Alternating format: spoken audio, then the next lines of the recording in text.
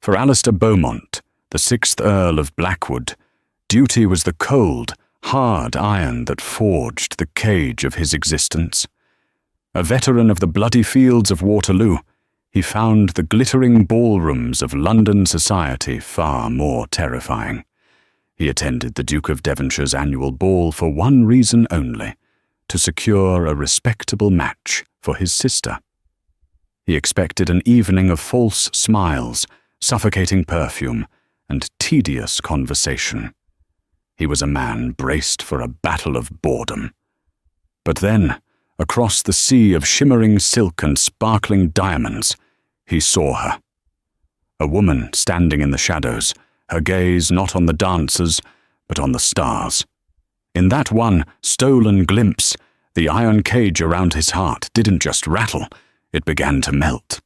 The ballroom at Devonshire House was a living, breathing monster of opulence.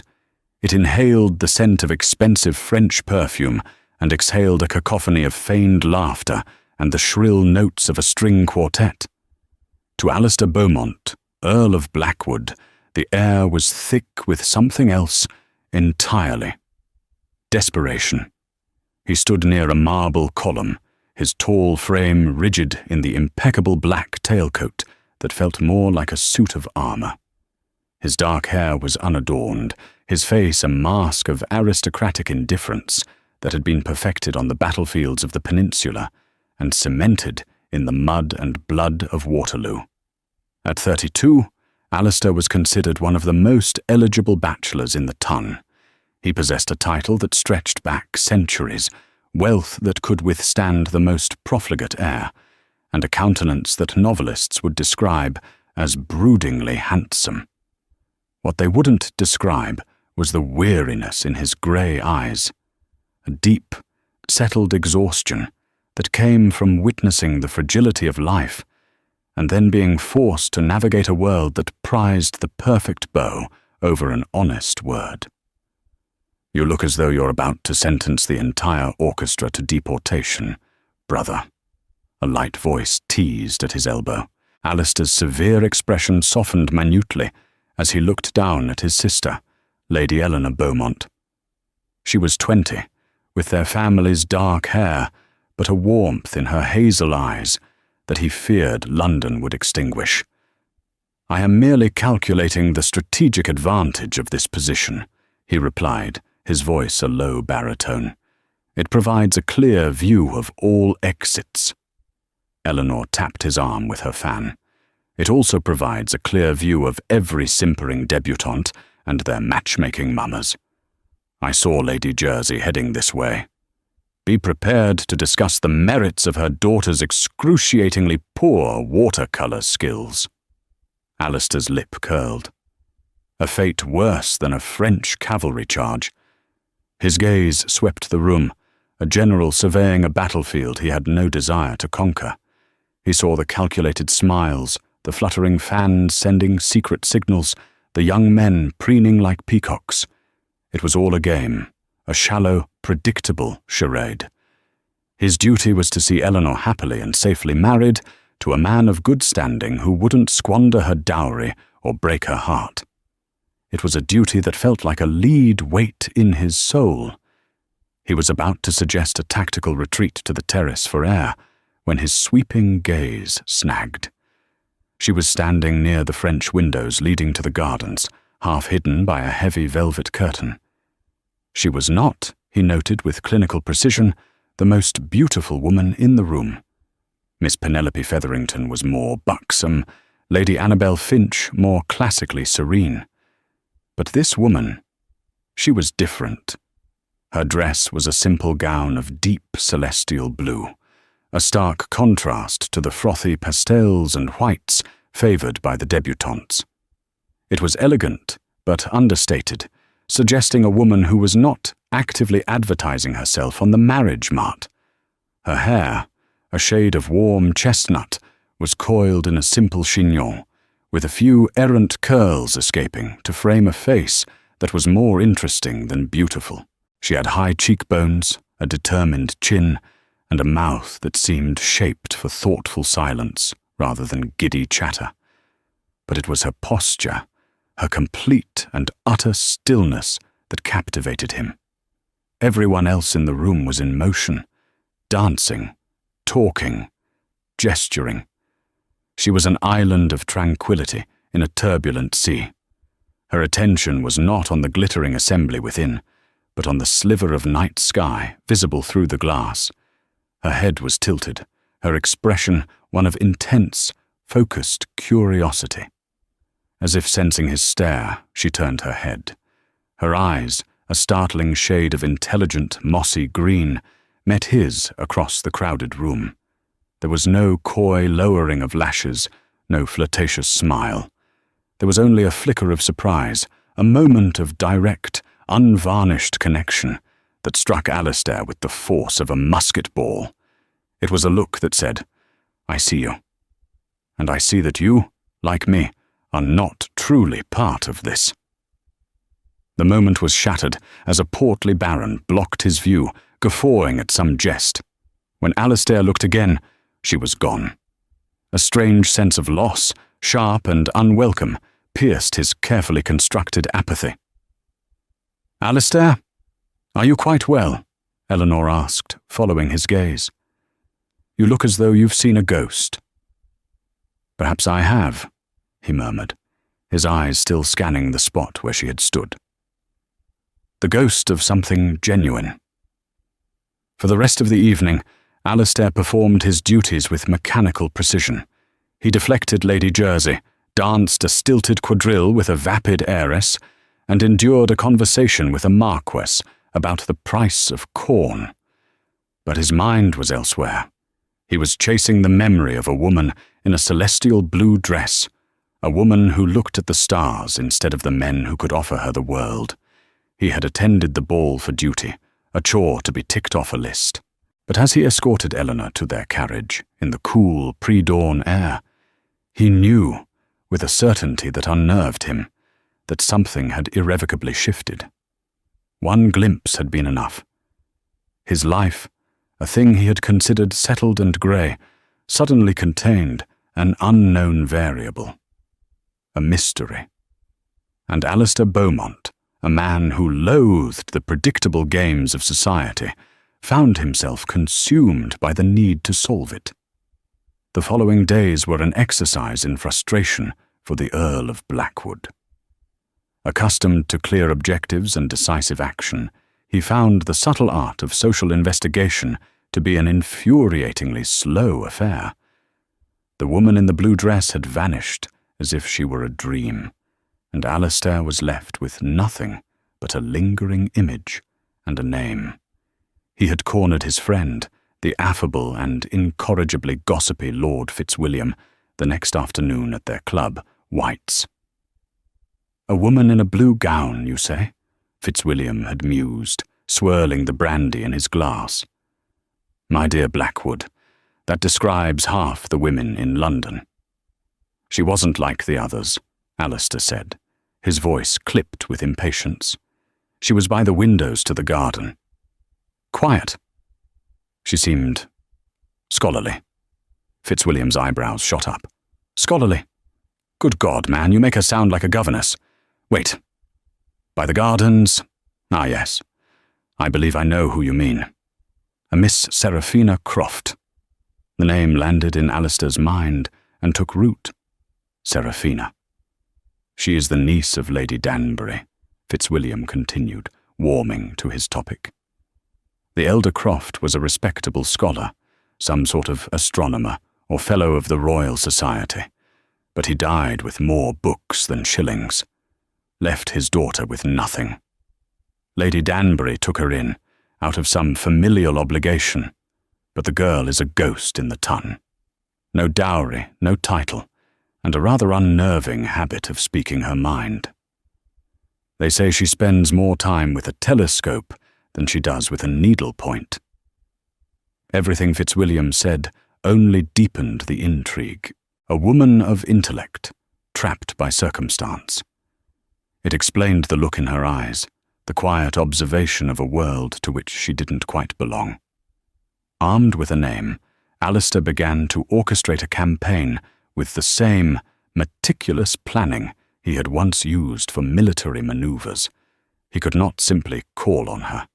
It would be unseemly and cause the very sort of gossip he despised. He needed a neutral ground, a plausible chance encounter. His opportunity came a week later. Knowing Miss Croft's scholarly inclinations, he eschewed the usual promenades in Hyde Park and instead made his way to Hatchard's, the renowned bookshop on Piccadilly. He positioned himself in the philosophy section, feigning interest in a leather-bound volume of Locke, his eyes scanning the entrance. After nearly an hour, just as he was about to concede defeat, she walked in. She was even more captivating in the clear light of day. She wore a simple walking dress of muted green, her chestnut hair tucked beneath a modest bonnet. There was a purpose in her stride, a lack of the aimless meandering of most ladies out for an afternoon's shopping. She went directly to the section marked Natural Philosophy and Astronomy. Alistair's heart, a sullen and dormant organ, gave a distinct thump. He put the book back on the shelf and moved with a casualness that cost him a great deal of effort. He found her reaching for a heavy tome on an upper shelf, her fingers just brushing the spine. "Allow me," he said, his voice emerging deeper than he intended. Seraphina Croft turned, and those mossy green eyes widened in recognition. He saw the same flicker of surprise as at the ball, but this time it was mixed with a hint of suspicion. She was not a woman easily charmed. He reached up, his height making the task effortless, and retrieved the book. He glanced at the title before handing it to her. A catalogue of nebulae and clusters of stars by Messier. An ambitious choice for an afternoon, he remarked, forgoing the usual pleasantries. A small, intelligent smile touched her lips. "I find the complexities of the universe far more refreshing than the complexities of the latest gossip, my lord." She knew who he was. Of course she did. The Earl of Blackwood was not an anonymous figure. "A sentiment I share, Miss Croft," he said, enjoying the way her composure was momentarily ruffled that he knew her name. "Though I confess my own studies of the heavens were usually conducted on a battlefield to determine how much longer we had until dawn." Her expression softened, the suspicion replaced by a genuine curiosity. "You were at Waterloo." It wasn't a question, but a statement of fact. "Among other places," he confirmed, not wanting to dwell on it. "And you? What do you seek in Messier's catalogue?" The question opened a floodgate. The reserve she held so carefully around her dissolved, and her face became animated, her eyes shining with a passion that was breathtaking to behold. She spoke of celestial mechanics, of the mathematics that governed the silent dance of the planets, of the sheer, humbling beauty of a spiral nebula.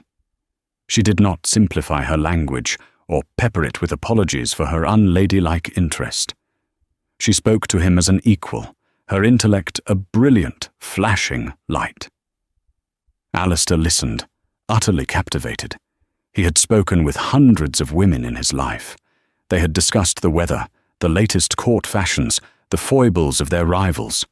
Not one had ever spoken to him about the fundamental nature of the universe.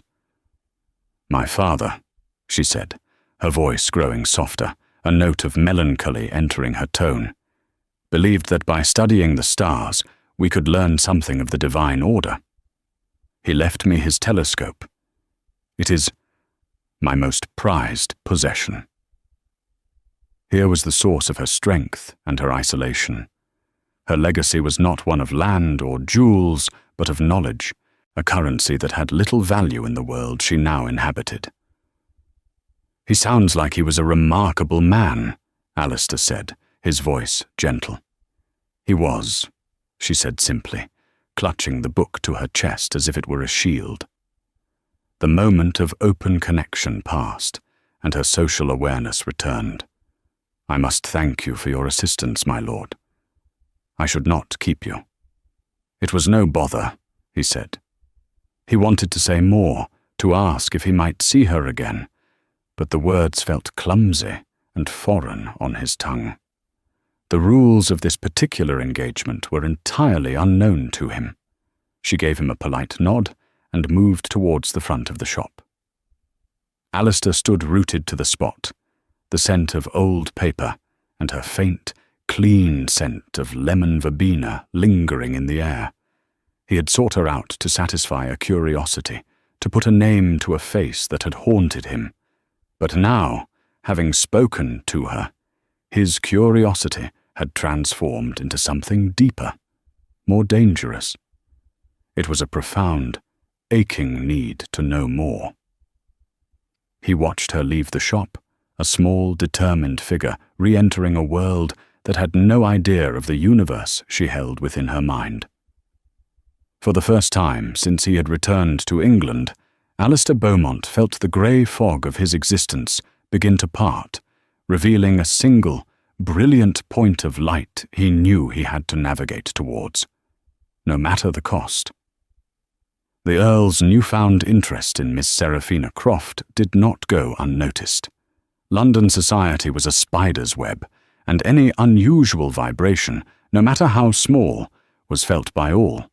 A chance meeting at a bookshop was one thing, but when the notoriously reclusive Earl of Blackwood appeared at a music-hall and spent a full 10 minutes in quiet conversation with the dowryless niece of Lady Danbury, whispers began. Alistair was oblivious to them at first, and then, when he did notice, he was contemptuous. He had faced down cannon fire. The gossip of powdered matrons held no terror for him. He found himself engineering more chance encounters, a stroll through the British Museum, a shared moment of quiet admiration for a Turner painting at Somerset House. Each conversation with Seraphina was like discovering a new room in a vast, fascinating house. He learned of her dry wit, her quiet compassion for others, and the fierce intelligence that she so often had to conceal. For Seraphina, the Earl's attention was a bewildering and thrilling complication. She was accustomed to being invisible, a silent observer on the fringes of society. Yet this man, this formidable, solemn Earl, saw her. He did not speak down to her or treat her interests as a quaint female hobby. He listened. He asked insightful questions, and in his grey eyes she saw not just a war hero's weariness, but a profound loneliness that mirrored her own. A fragile, unspoken understanding began to grow between them. But their budding connection was a flower attempting to bloom in a viper's nest, and the head viper had a name, Lord Marcus Harrington. Harrington was a baron with a new title and old money, a man whose ambition was matched only by his cruelty. He was handsome in a predatory way, all polished surfaces and sharp smiles. He had, for reasons of his own vanity, decided that the intriguing and unavailable Miss Croft would be his next conquest. He saw her as a challenge, a beautiful, intelligent object to be possessed. Alistair's interest in her was, therefore, a direct affront. The whispers began to turn venomous, and Harrington was the one poisoning the well. "A sad case, the Earl," Harrington would say loudly in his club, ensuring a wide audience. "They say the war addled his mind. Why else would he waste his time on a penniless blue-stocking when all the great heiresses are throwing themselves at his feet?" He was more direct and more cruel with Seraphina. He cornered her one evening at a soirée hosted by the Corpers. Alistair was across the room, trapped in a conversation with a government minister, but his eyes were on her. He saw Harrington approach, saw the way he leaned in too close, his smile failing to reach his cold eyes. "Miss Croft," Harrington purred, his voice low enough for only her to hear. "You are playing a dangerous game. The Earl of Blackwood may be amusing himself with you, a novel distraction, but he will not marry you. He is an earl. He has duties. And you have nothing. When he tires of you, your reputation will be in tatters. I, on the other hand, could be persuaded to make an honest woman of you." Seraphina's back went ramrod straight. "Your concern for my welfare is touching, Lord Harrington," she said, her voice like ice. "But I am perfectly capable of managing my own affairs. Now, if you will excuse me." She tried to step away, but he blocked her path. "Do not mistake his quietness for weakness, my dear. And do not mistake my offer for a kindness. It is a warning." At that moment, Alistair appeared at her side. He did not look at Harrington. He did not raise his voice. He simply placed a hand on the small of Seraphina's back, a gesture of both possession and protection. "Miss Croft," he said, his voice a low rumble that cut through Harrington's bravado. "My sister was just asking for you. She wished for your opinion on the constellation, Lyra."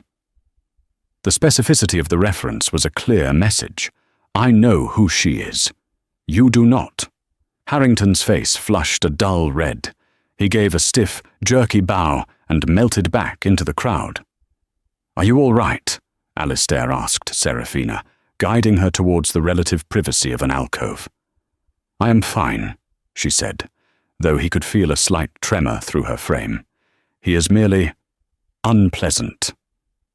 "He is a vulture," Alistair corrected, his jaw tight with a cold fury he had not felt in years.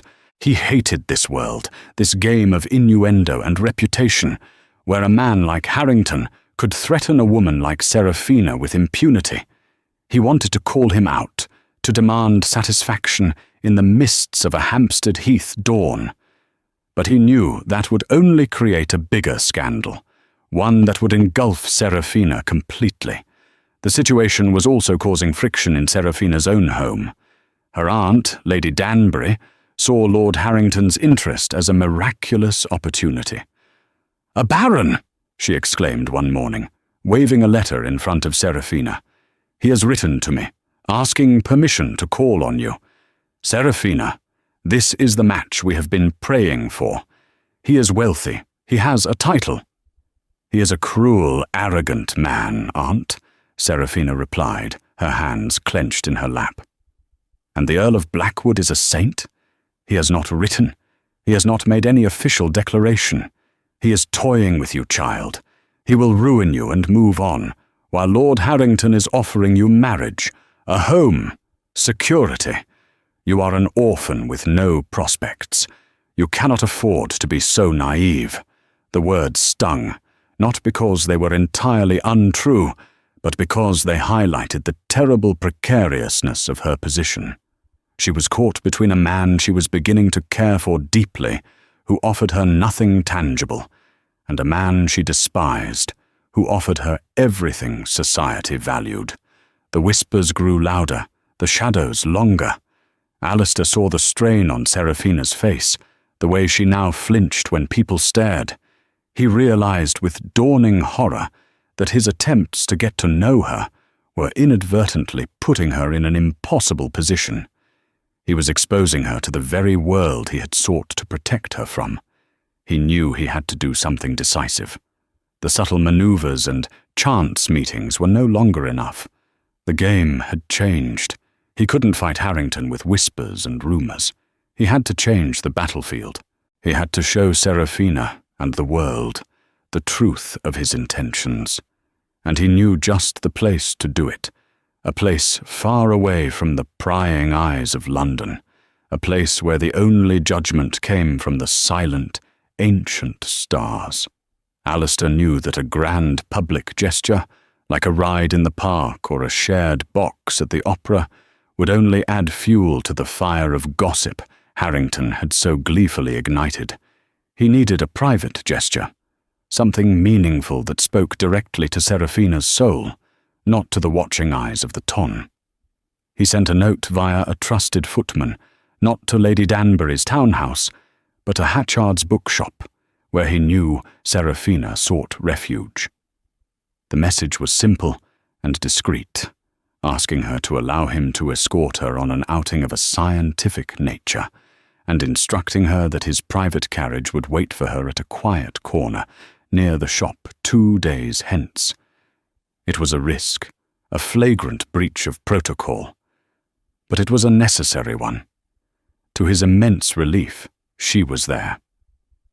When she stepped into his carriage, her face was pale, but her green eyes were bright with a mixture of apprehension and excitement. "My lord," she began, "this is highly irregular." "Serafina," he said, using her given name for the first time. The sound of it felt right on his tongue. "We are going somewhere where the rules of London society do not apply." They rode in a comfortable silence, the carriage leaving the clamour of the city behind and heading southeast. The urban sprawl gave way to the rolling hills of Kent, green and serene under an afternoon sun. Finally, they crested a hill, and below them stood a magnificent pair of buildings topped with copper domes, the Royal Observatory at Greenwich. Serafina gasped, her hand flying to her mouth. "You brought me here?" "I am acquainted with the Astronomer Royal, Mr. Pond," Alistair explained simply. "He has agreed to allow us the use of the great equatorial telescope this evening." Her eyes filled with tears, and for a moment he feared he had miscalculated, but then she turned to him, her face alight with a joy so pure and overwhelming it stole his breath. "No one," she whispered, "has ever done anything so wonderful for me." They spent the afternoon touring the facility. Alistair watched, mesmerized, as Serafina moved through the rooms filled with brass sextants, intricate clocks, and celestial charts. The shy, reserved woman he knew from London's drawing rooms was gone. Here, she was in her element. She spoke with the junior astronomers with an easy confidence, her questions sharp and insightful, her knowledge astonishing. She was not a dilettante. She was a peer. As twilight bled across the sky, turning the heavens from sapphire to indigo, they ascended the winding staircase to the main dome. A massive telescope, a behemoth of brass and polished lens, dominated the circular room. Mr. Pond, a kindly, elderly man, greeted them and, after a few words with Alistair, discreetly retired, leaving them alone. Alone under the vast, silent canopy of the heavens. The dome was open to the night, and a cool breeze swept through. Serafina went to the eyepiece of the telescope, as if drawn by an unseen force. Alistair adjusted the complex machinery, pointing the lens towards Saturn, which hung like a perfect jewel in the darkness. "Look," he said softly. She leaned forward, and a small, choked sound of wonder escaped her lips. "The rings, I have only ever seen them in drawings. They are perfect." For over an hour they traversed the cosmos. He would move the great telescope, and she would describe what she saw, her voice filled with a poet's awe and a scientist's precision. They looked upon the cloud bands of Jupiter, the faint, ethereal glow of the Orion Nebula, and the densely packed stars of the Andromeda Galaxy. In the quiet darkness of the dome, with the universe laid bare before them, the walls they had built around themselves crumbled. Alistair found himself speaking of the war, not of the battles and the glory, but of the long, cold nights on watch, staring up at the same unfeeling stars, feeling impossibly small and alone. They were the only constant, he confessed, his voice rough with memory. Empires rose and fell, men lived and died, but the stars, they just endured. I found a strange comfort in that. Serafina turned from the eyepiece, her face illuminated by the faint starlight. "I understand," she said, her voice gentle. "When my parents died, the world felt chaotic and cruel. But the stars, they are governed by laws, mathematics. There is an order to them, a logic. It made me feel that not everything was random, that there was still beauty and order in the universe, even if I couldn't see it in my own life." He was standing close to her now, He could see the dusting of freckles across her nose, the earnest light in her eyes. The polite fictions and societal barriers between them had been burned away by the light of distant suns. He was not an earl. She was not a poor relation. They were simply two people who had found solace in the same silent expanse. "Seraphina," he said, his voice barely a whisper. He raised a hand, his gloved fingers gently tracing the line of her jaw. She didn't pull away. Instead, she leaned into his touch, her eyes fluttering shut for a brief moment. He lowered his head and kissed her. It was not a kiss of frantic passion, but of quiet, profound discovery. It was tender and searching, a confirmation of everything that had passed between them without words. It tasted of the cool night air, of shared loneliness, and of a hope so new and fragile it felt like a miracle. When they broke apart, they simply looked at each other, the vast telescope and the star-dusted sky their only witnesses. "Alistair," she breathed his name, a question and a statement, all in one. "I will not let them hurt you," he vowed, the words torn from the deepest part of him. "I will not let Harrington, or my mother, or the entire gossip-mongering ton cast a shadow on you. I swear it." He knew, in that moment, that this was no longer a matter of mere attraction or intellectual curiosity. The duty that had once defined his life was being rewritten. His new duty, his only duty, was to her. But as they stood on their small island of peace, looking out at the ordered heavens, they were both blissfully unaware that back in London, Lord Harrington, fueled by jealousy and spite, was preparing to unleash a chaos that no celestial mechanics could ever predict. While Seraphina and Alistair were finding a universe in each other's arms at Greenwich, Lord Harrington was delving into a much grubbier, earthbound history. Rebuffed and publicly humiliated by the Earl, his vindictive nature demanded a more potent form of revenge than mere gossip. He wanted to destroy not just Seraphina's reputation, but the very foundation of her identity. He hired a man of dubious character, an investigator who specialized in digging up the buried secrets of the gentry. For weeks, the investigator combed through old parish records, shipping manifests and dusty legal documents, and then he found it. A secret buried in the past of Seraphina's father, the respectable scholar, Mr. Julian Croft. Harrington chose his moment with the precision of a master sadist. The annual masquerade ball at Vauxhall Gardens was the pinnacle of the social season, a place of manufactured mystery and genuine intrigue. Everyone who was anyone would be there. Alistair and Seraphina arrived together, a deliberate and public statement. Alistair, dressed simply as a dark knight, his mask doing little to hide his commanding presence. Seraphina was Artemis, the huntress, a silver crescent moon in her hair, and a quiet confidence in her bearing that she had not possessed weeks ago. Their time at the observatory had changed everything. They were no longer testing the waters. They were a united front. The whispers followed them. But now they were tinged with grudging acceptance. The Earl of Blackwood was clearly serious. They were standing by the illuminated fountains when Harrington, masked as a cunning red fox, approached them. He was flanked by several of his cronies, ensuring a captive audience.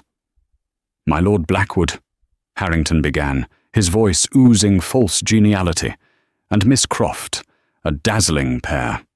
One might almost believe you were a prince and princess from a fairy tale."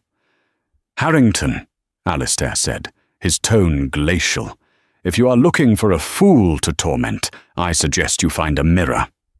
A ripple of nervous laughter went through the onlookers. Harrington's smile tightened. "Oh, I am not here to torment. I am here to enlighten. You see, we all admire a man who stands by his chosen lady. But one must question his judgment when the lady's foundations are built not on rock, but on quicksand and deceit. Seraphina stiffened. "I don't know what you mean, my lord." "Don't you?" Harrington produced a sheaf of papers from his coat. "We all know your father, Julian Croft, as a man of science, an astronomer. What London society doesn't know is that his scientific endeavors were funded by a less savory enterprise. He was a partner in a shipping firm that went bankrupt under the most scandalous of circumstances." He paused for dramatic effect, his voice rising. "The firm, Croft and Lanyon, collapsed, leaving dozens of investors ruined. But just before the collapse, a significant sum of money vanished. The authorities suspected fraud, but your father, Miss Croft, died before a full investigation could be completed. His partner, a Mr. Lanyon, disappeared entirely." Gasps erupted from the crowd. Seraphina's face had gone as white as marble. "That's a lie," she whispered, her voice trembling. "My father was the most honest man I ever knew." "Was he?" Harrington sneered, brandishing a document. "This is a sworn affidavit from a former clerk. It states that your father was deeply in debt, a gambling man, and that he spoke of a plan to secure his daughter's future just before the company's funds went missing. He didn't die of a sudden fever, my dear. He died in disgrace, leaving a trail of ruin behind him. The name you carry is not that of a scholar, but of a thief." The word hung in the air, ugly and venomous. All eyes were on Seraphina, who looked as though she had been struck. The whispers now were not of gossip, but of scandal. The Earl of Blackwood, courting the daughter of a charlatan and a thief. Alistair moved to stand directly in front of her, shielding her from the predatory stares.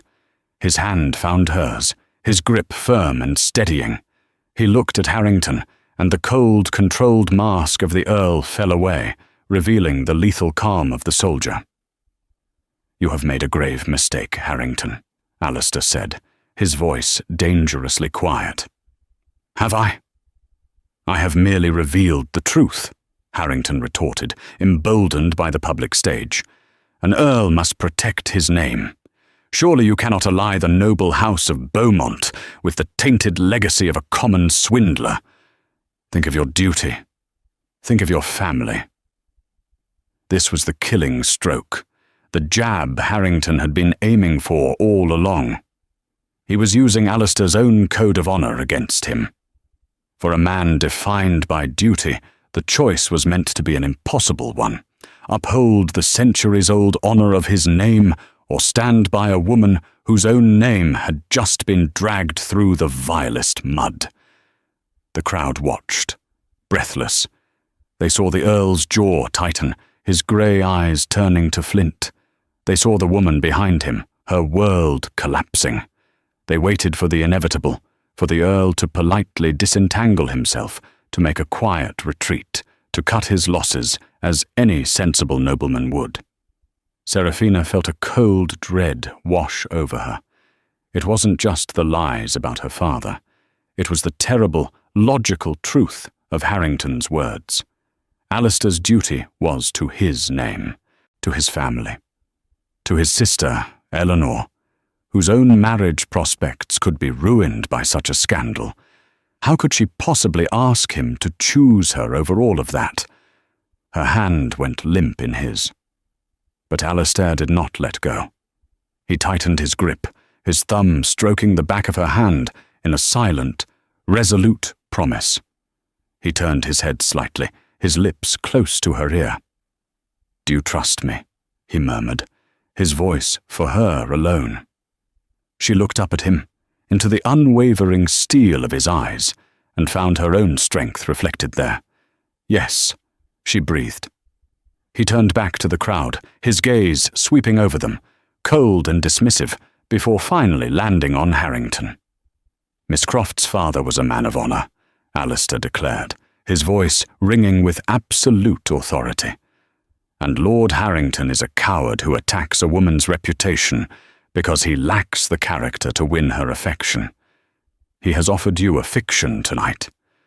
I, however, will offer you the truth. But you will have to wait for it."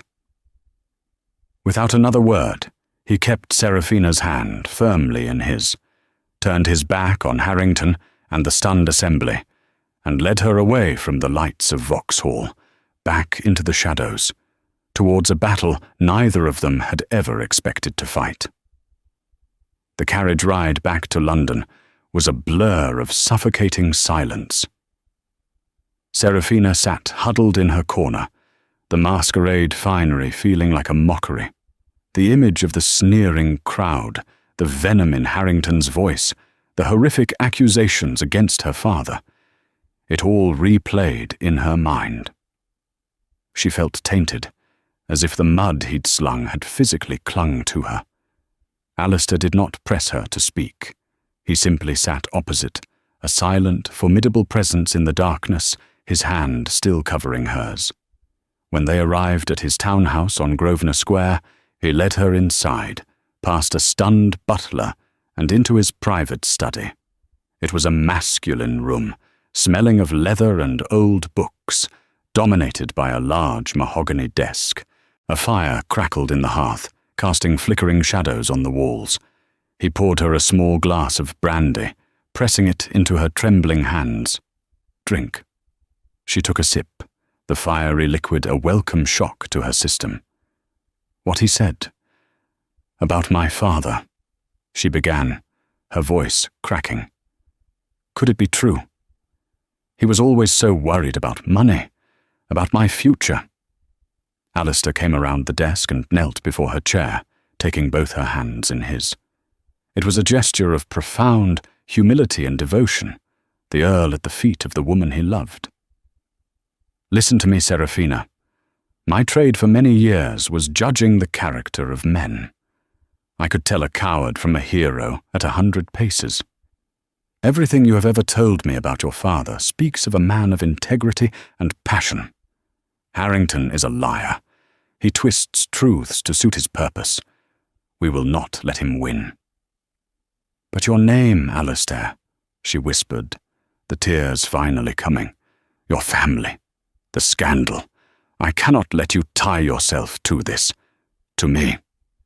My name," he said, his voice fierce, "is worth nothing if I abandon the woman I love at the first sign of trouble.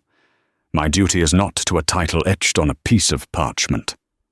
My duty is to you." He paused, his grey eyes searching hers. "I am asking you to be my wife, Seraphina. Not when this is over. Now. I want the world to know that you are to be the Countess of Blackwood, and any insult to you is an insult to my house." The proposal, coming in the midst of chaos and despair, was so unexpected, so powerful that it left her breathless. It wasn't a romantic question whispered under the stars, but a declaration of war made in the dead of night. It was the most romantic thing she had ever heard. "Yes," she said, the word a sob and a prayer. "Oh, Alistair, yes." But their private resolution was only the first shot in the battle. The next morning, the scandal had spread through London like a plague. Alistair received an urgent summons from his mother, the Dowager Countess of Blackwood.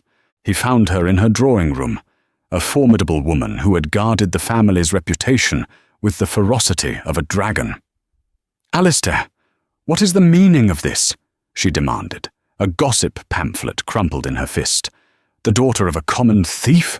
Have you lost your senses entirely? You will ruin us. You will ruin Eleanor's chances.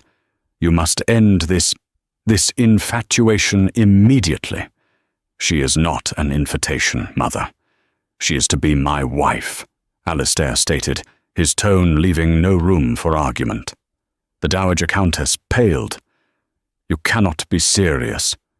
After these revelations?" "I believe them to be lies, and I intend to prove it," he said. "For years you have spoken to me of duty.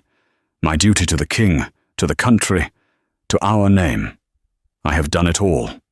I have fought, I have bled, and I have held my tongue in the face of this insipid society you hold so dear. But my duty now is to my heart, and to the innocent woman being slandered by a villain. If you cannot support me in this, then you have taught me nothing of true honor." His words, and the unyielding conviction behind them, shook his mother. She saw in his eyes not the petulance of a lovelorn boy, but the resolve of the man and the commander she had always been proud of. She looked at her son, truly looked at him, and saw that the weariness was gone, replaced by a fire she hadn't seen since before the wars. "What do you intend to do?" she asked, her voice softer. "I'm going to fight," he said simply, "as I was trained to do." Alistair turned his study into a war room. He was no longer a society earl. He was a military strategist. He knew that Harrington's attack, while vicious, must have a weakness. Liars always leave a trail. He dispatched riders. One went to his solicitor, with instructions to find every surviving document related to the defunct shipping firm, Croft and Lanyon. Another, a former sergeant from his own regiment, known for his discretion and tenacity, was sent to the coastal town where the firm had been based, tasked with finding the disappeared partner, Mr. Lanyon, or anyone who had known him. Alistair himself began to work his network of military and government contacts. He was looking for a different name, Harrington. He wanted to know everything about the Barons family, their history, how they had acquired their wealth. He suspected the root of this attack was not just jealousy, but something older and deeper. The days that followed were tense. Serafina remained secluded in Alistair's home, a guest under his protection. They spent their evenings together by the fire, poring over the few financial papers her father had left her, searching for clues. In the crucible of the scandal, their bond deepened into an unshakable partnership. He trusted her intellect, and she trusted his strength. Finally, after 3 long days, the first breakthrough came. His sergeant returned from the coast. He had not found Mr. Lanyon. The man had seemingly vanished off the face of the earth, but he had found the man's elderly sister, living in poverty. She wept as she told the sergeant her story. Her brother hadn't disappeared willingly. He had been a timid man, terrified after receiving threats. He claimed Julian Croft had been framed, that someone powerful wanted their business and had orchestrated the firm's collapse. He had fled for his life, but not before telling his sister a name. The man who had threatened him, the man behind it all, was the late Baron Harrington. Marcus Harrington's father. The pieces of the puzzle began to slam into place. It wasn't Serafina's father who was the criminal. It was Harrington's. Suddenly, Alistair understood. This wasn't just about social rivalry. It was about protecting a dark family secret. Harrington hadn't just attacked Serafina to spite Alistair. He had attacked her to silence a history that was dangerously close to being unearthed. At that moment, the solicitor was shown in, his arms full of dusty ledgers. "My lord," he said, his face grim, "we have found the original articles of incorporation for Croft and Lanyon, but more importantly, we have found the land deeds for the warehouse they were forced to sell during the bankruptcy." He laid the deed on the desk. It was purchased for a pittance by a holding company, a company whose sole director was Baron William Harrington. Alistair looked at the documents, then at Serafina. A cold, hard smile touched his lips. "He gave us the scandal," he said, "and now we are going to give it back to him, with interest." The stage for the final confrontation was to be the Duke of Wellington's annual Waterloo banquet, an exclusive gathering of the nation's most powerful military and political figures. It was a place where honor and reputation were paramount. Harrington, preening in the glow of his perceived victory, would be there. It was the perfect place to unmask him. When Alistair, Earl of Blackwood, arrived with Miss Seraphina Croft on his arm, a hush fell over the assembly in the grand hall of Apsley House. Seraphina was not dressed as a victim. She wore a gown of Beaumont crimson, a defiant statement of her new allegiance. Her head was held high, her gaze steady. She was not hiding behind Alistair. She was standing with him. The Dowager Countess, in a surprising show of solidarity, entered just behind them, giving Seraphina a small, firm nod. The message was clear. The House of Blackwood was united. They saw Harrington holding court near the fireplace, accepting the sympathetic clucks of his sycophants. He paled slightly when he saw them, his surprise quickly morphing into a contemptuous smirk. Alistair did not wait. He strode directly towards the centre of the room, his voice, accustomed to commanding battalions, cutting through the low murmur of conversation. "Your Grace," he said, addressing the Duke of Wellington himself. "My lords, I beg a moment of your time.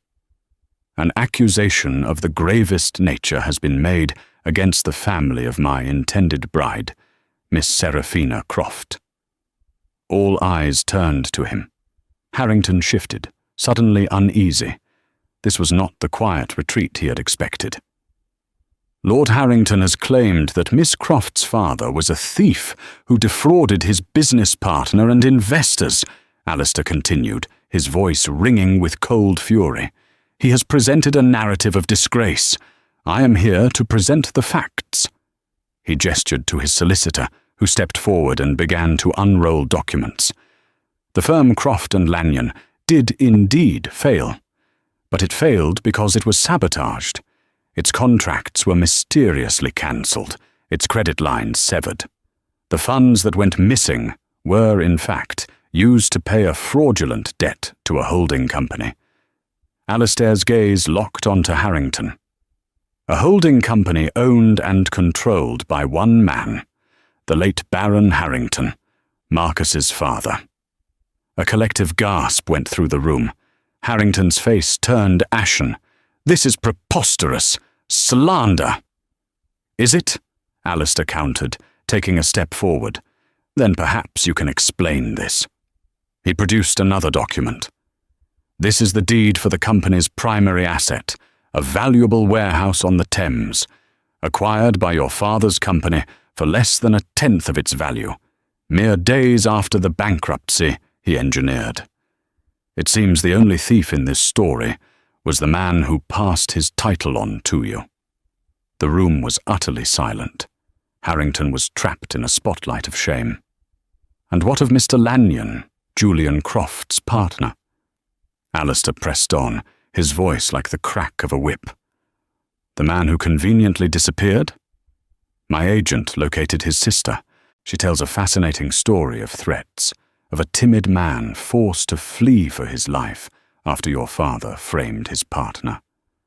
It was your family, Harrington, that built its fortune on the ruin of honest men. You did not attack Miss Croft to reveal a truth. You attacked her to protect a lie. Every accusation was a hammer blow, dismantling Harrington's reputation piece by piece.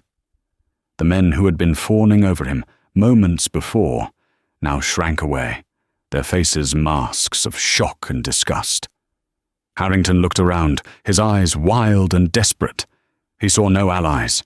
He saw only the cold judgment of his peers and the unwavering, contemptuous stare of the Earl of Blackwood. Utterly broken, he turned and fled the room, a public pariah. In the silence that followed, Alistair turned to Seraphina. He took her hand and raised it to his lips, his eyes filled with a love and pride that was more brilliant than any chandelier. "Miss Seraphina Croft," he announced to the assembled lords and ladies, to the Duke himself. "Her father's name is cleared, and soon she will do me the profound honour of taking my name when she becomes my wife, the Countess of Blackwood." A slow, tentative applause began, led by the Duke of Wellington, which soon swelled into a genuine ovation.